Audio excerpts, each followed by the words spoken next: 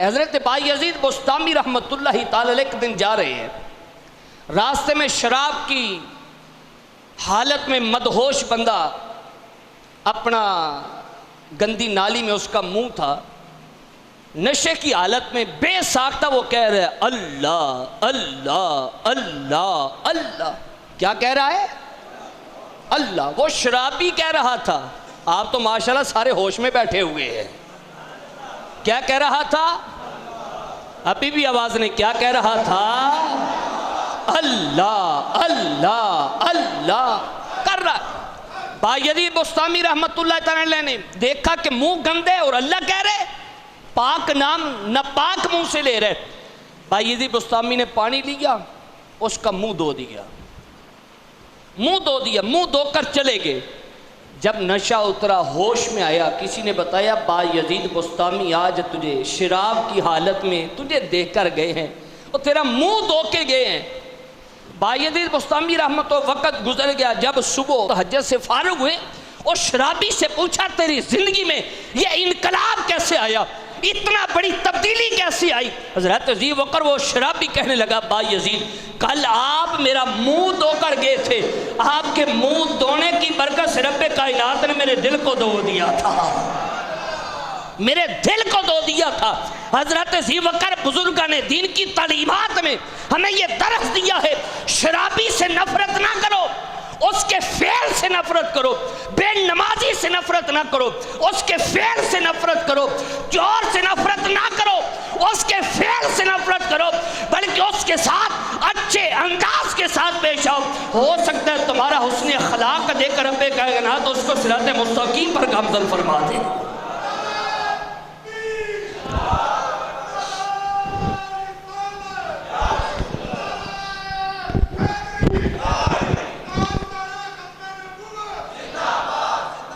जब ताजदार ख़त्म नबूवत का नारा लगे, बार बार कहने पे मजबूर ना करे, थोड़े जो होश में आ जाया करे, हर वक्त मदहोश ना रहा करे। ताजदार ख़त्म नबूवत।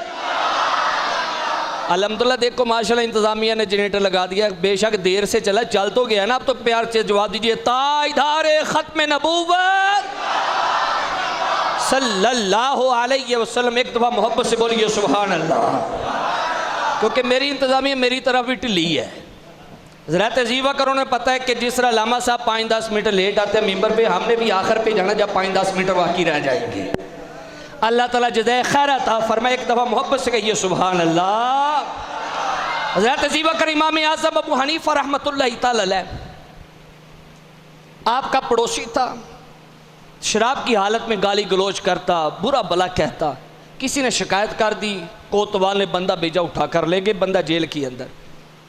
एक रात इमाम आज़म अबू हनीफा को पड़ोस से आवाज़ नहीं, दाएं बाएं से पूछा पड़ोसी की तरह वो जो शराब पीता था। लोगों ने बताया कि कोतवाल पकड़ के ले गया। वक़्त का इमाम चल कर कोतवाल के पास पहुंचा, उस पड़ोसी को किस जुर्म में पकड़ा है? हजूर शराब पीता था, लोगों ने शिकायत की कि उसके शराब की वजह से आपकी बात तो जलवत और खलवत में फ़र्क आता है, इसलिए पकड़ा है कि आपकी बात तो रियाजत में हज़रत अज़ी वक़्र उसका किरदार, उसका फेल, अमल दखल बिल्कुल ख़त्म हो जाए ताकि आप खुशू और खुजू के साथ अल्लाह की इबादत कर सके। इमाम आज़म अबू हनीफा ने फरमाया कोतवाल बात सुन, तकलीफ़ तुझे है या मुझे है? पड़ोसी बुरा है, उसकी तकलीफ़ तुझे है या मुझे है? उसने कहा हजूर आपको है, हम मुझे कोई तकलीफ नहीं है। फरमाया जब मुझे कोई तकलीफ नहीं तो तू पकड़ के लाने वाला कौन बनता है? जब उसको छुड़ाया, घर लेकर आए, घर आते ही कहने लगा इमाम आज़म मुझे गलतियों की माफ़ी दे दे, मैं सच्चे दिल से तौबा करता, दोबारा शराब की बोतल को हाथ नहीं लगाऊंगा। ये हमारे बुजुर्गों का कीदा था। बल्कि आखिरी बात सुनी और बात को ख़त्म करता, इमाम अहमद बिन हम्बल रहमतुल्लाहि ताला अलैह पाए के बुजुर्ग है। हज़रत अज़ी वक़्र आपके घर के करीब मजूसी था, आग की पूजा करता था। उसने अपने जो परनाला था ना, इमाम आज़म अबू हनीफा के सहन की तरफ रखा हुआ था। लेकिन इस्लाम हमें यह पैगाम नहीं देता। इस बात को मद्देनज़र रखा जाए कि हमारी वजह से हमारा पड़ोसी परेशान ना हो, हमारी वजह से हमारे पड़ोसी को कोई तकलीफ़ ना हो।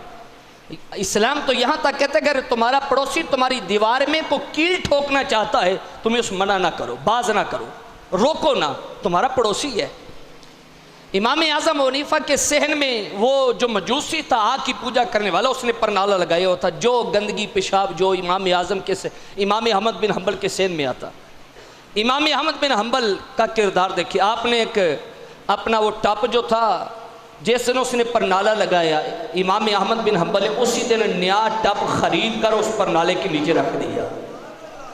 गंदगी आती, पेशाब आता, टप में गिरता, इमाम वक्त का इमाम वो टप उठाता, बाहर फेंक आता, फिर वो टप लाकर नीचे रख देता।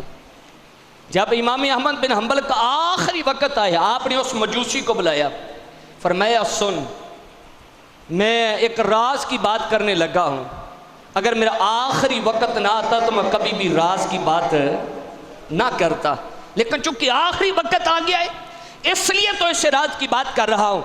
फरमाया सुन, मेरे जाने का वक्त आ गया है, तेरा परनाला मेरे घर की तरफ है, वो देख जिस दिन तूने परनाला लगाया था मैंने टब खरीद कर परनाले के नीचे रख दिया था कि जो आए परनाले उस टब में गिरे, और जब तक तू करता रहा मैं टब भर भर के बाहर फेंकता रहा। मेरे जाने के बाद पता नहीं तेरा पड़ोसी कौन बनेगा, इस तेरा हमसाया कौन बनेगा। इसलिए अब अपना तरीका बदल और परनाले का जो रुख है वो किसी और तरफ कर, ताकि तेरी वजह से कि तेरे पड़ोसी को तकलीफ ना हो। जो उसने इमाम अहमद बिन हम्बल को कहने लगा, हुजूर आपने पहले क्यों नहीं बताया? इमाम अहमद बिन हम्बल फरमाने लगे, फरमाया सुन, वो जो तू करता रहा तेरा किरदार था, जो मैं करता रहा मोहम्मद मुस्तफ़ा की तालीमात का किरदार था। वो जो मजूसी था, आग की पूजा करने वाला, आज कहता हुजूर हाथ आगे करो, मुझे भी कलमा पढ़ाकर मोहम्मद अरबी की उम्मत में दाखिल फरमा लीजिए। हज़रत अज़ी बकर इस्लाम ने हमें ये तालीमात दी है, हमें ये पैगाम दिया है कि इस्लाम के नक्शे कदम पर चलोगे तुम्हारी दुनिया भी संवर जाएगी, तुम्हारी आखिरत भी संवर जाएगी। हज़रत अज़ी बकर दुआ फरमाए, रब्बे कायनात हमें आका करीम अलैहिस्सलातु वस्सलाम की तालीमात पर अमल करने की तौफीक अता